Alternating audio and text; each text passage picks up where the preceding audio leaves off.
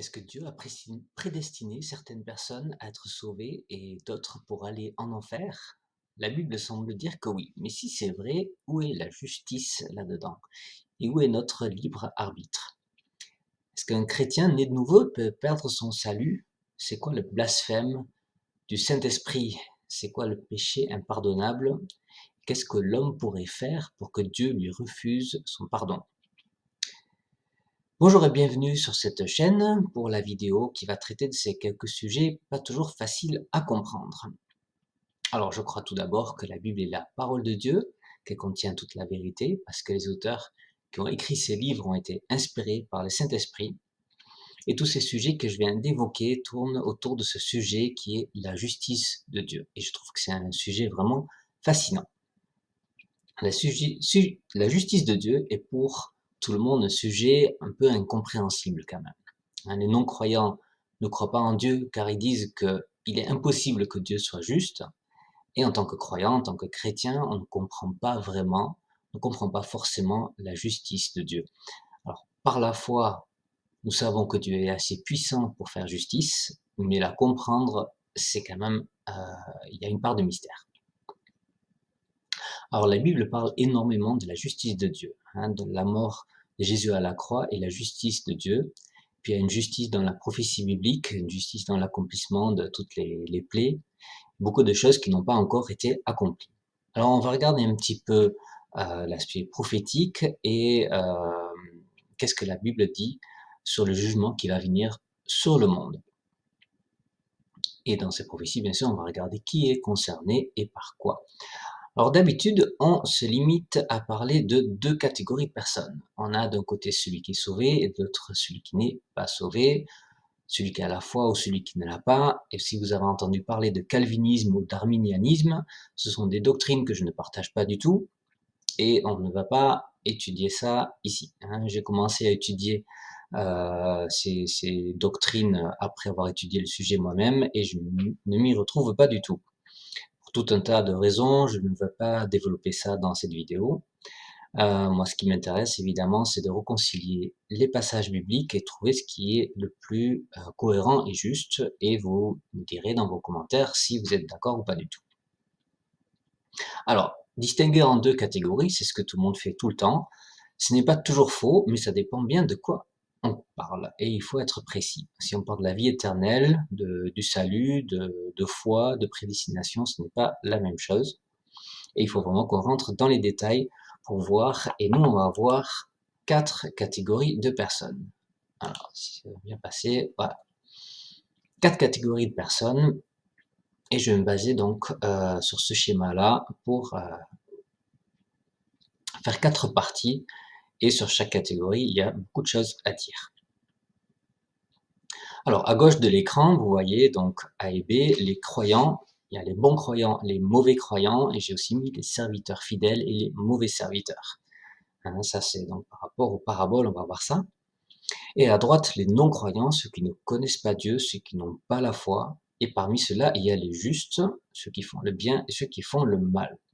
Alors, vous allez sûrement me dire, ah oui, nous faisons tous le mal, il y a des croyants qui font aussi du mal, nous sommes tous mauvais serviteurs, nous avons tous péché, et puis bon, dans ceux qui ne sont pas croyants, ben, tout le monde fait le mal, mais il y a des distinctions à faire. Donc on va voir tout ça.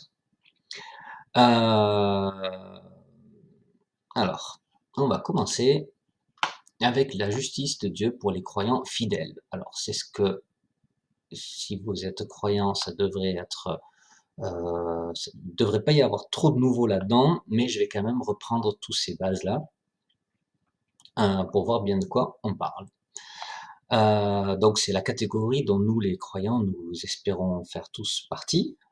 C'est la partie qui est, si vous êtes un chrétien affermi, que vous avez une bonne connaissance de ce qu'est la foi chrétienne, vous devrez, enfin, ces choses devraient vous parler. Nous savons comment Dieu nous fait justice, à nous qui croyons en Jésus. Je vous apprendrai peut-être pas grand-chose de nouveau. Nous sommes justifiés par notre foi. Dieu nous fait justice et accorde sa grâce gratuitement à tous ceux qui ont placé leur foi, leur confiance en Jésus-Christ, le Fils de Dieu. Cette foi est un don de Dieu qui veut nous offrir la vie en Christ, Le don de Dieu, c'est la foi qui devient justification et donne la vie éternelle. Éphésiens 2, 8 dit « Car c'est par la grâce que vous êtes sauvés par le moyen de la foi, et cela ne vient pas de vous, c'est le don de Dieu. » Justification signifie donc que la dette de nos péchés est payée. Alors c'est quoi cette foi exactement?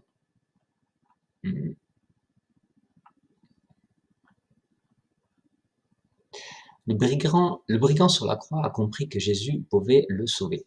Il n'a peut-être pas compris que Jésus était en train de mourir pour ses péchés. Il n'a certainement pas compris qu'il devait se faire baptiser ou quoi. Il n'a pas compris beaucoup de choses au niveau des doctrines, de retour de Christ, des choses comme ça, mais il a compris une chose, Jésus est mon sauveur.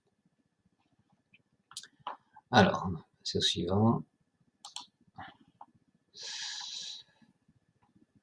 Voilà, la foi qui sauve, c'est la foi dans la personne de Jésus-Christ, que nous connaissons de manière personnelle. Pourquoi? Parce qu'il s'est révélé à nous. Nous pouvons le connaître uniquement par le Saint-Esprit qui est en nous. 1 Corinthiens 2, 12. Or, nous n'avons pas reçu l'esprit du monde, mais l'esprit qui vient de Dieu, afin que nous connaissions les choses que Dieu nous a données par sa grâce. C'est à l'initiative de Dieu que nous pouvons avoir la foi. Si vous croyez que Dieu vous apprécie parce que vous avez eu l'intelligence vous-même de comprendre l'évangile pour être sauvé, évidemment, vous vous trompez. Romains 8, 30, ceux qu'il a prédestinés, il les a aussi appelés. Ceux qu'il a appelés, il les a aussi justifiés.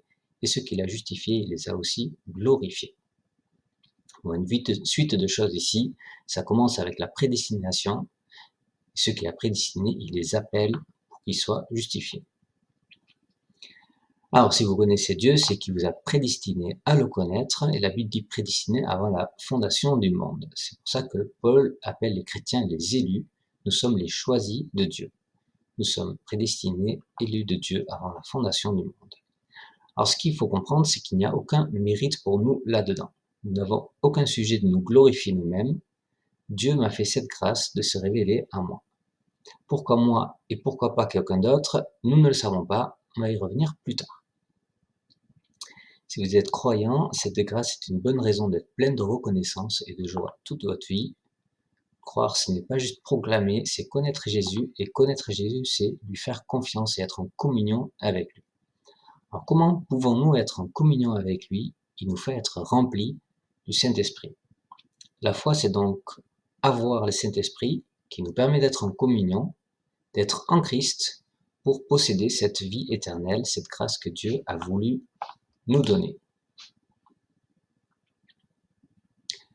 Alors, le Saint-Esprit qui habite en nous, c'est ce qui va me permettre d'aborder un autre sujet pour le croyant. On a vu donc la prédestination, la foi, la grâce, la vie éternelle donnée à celui qui croit en Christ. C'est donc à l'initiative de Dieu. Et une chose qui n'est pas à l'initiative de Dieu, c'est la repentance. Alors, c'est quoi la relation entre foi et repentance? Quelle différence exactement entre les deux? Quand Dieu nous donne le Saint-Esprit qui nous permet d'avoir la foi, le Saint-Esprit nous pousse à la repentance, car il est celui qui va nous convaincre de pécher.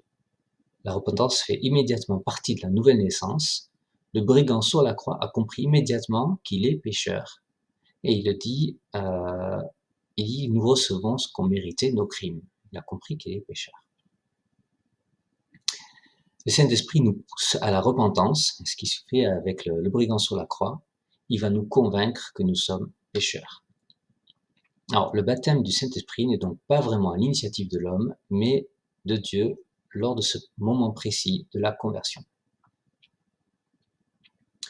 La foi en un sauveur n'a de sens uniquement quand on comprend qu'on a besoin d'être sauvé. On a besoin d'être sauvé de nos péchés. Et celui qui n'est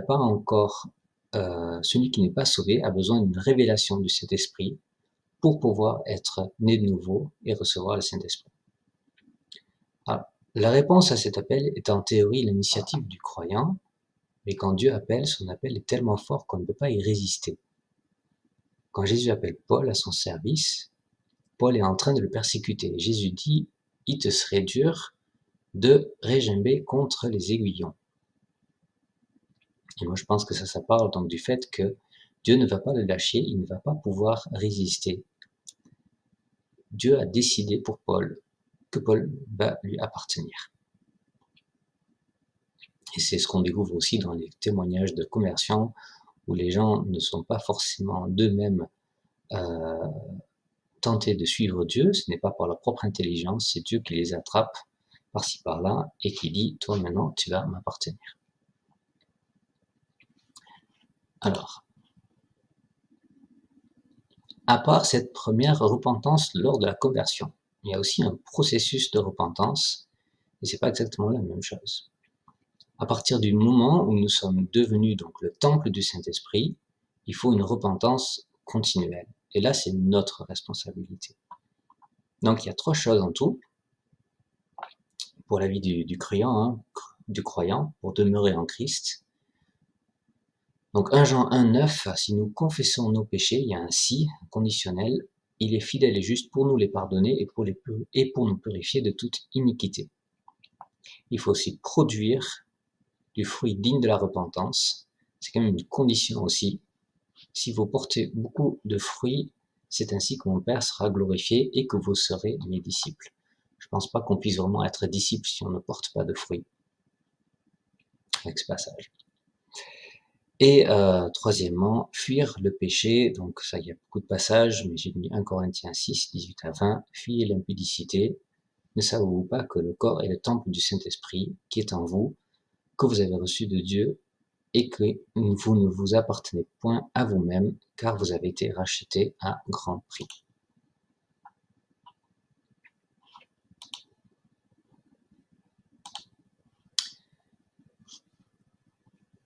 Voilà, donc on a ici un conditionnel qui intervient après la prédestination. Dieu nous a choisis, nous sommes prédestinés, élus, appelés par l'Esprit, rendus capables de comprendre notre état de pécheur, rendus capables de comprendre que Jésus est notre Sauveur, nous sommes justifiés par cette foi qui vient de Dieu pour l'obtention de cette grâce de la vie éternelle. Mais nous avons une responsabilité après ça de maintenir notre corps comme le temple du Saint-Esprit pour que le Saint-Esprit y reste. Il y a des si, notre responsabilité de continuer sur cette route sur laquelle Dieu nous a placés. Dieu nous a prédestinés pour que nous soyons en Christ, cela il a déjà accompli, et cette œuvre que Dieu a commencée à nous, il nous appartient à nous de la poursuivre, sachant que c'est aussi lui qui va nous amener à la perfection et qui va achever cette œuvre qu'il a commencée, et ça on le voit bien dans ce passage de 1 Pierre 5,10, du Dieu de toute grâce qui vous a appelé en Jésus-Christ à sa gloire éternelle. Après que vous auriez souffert un peu de temps, vous perfectionnera lui-même, on ne l'est pas encore. Il vous affermira, vous fortifiera et vous rendra inébranlable. On ne l'est pas encore et c'est ce qu'il fera. Voilà. Allez pour la prochaine vidéo.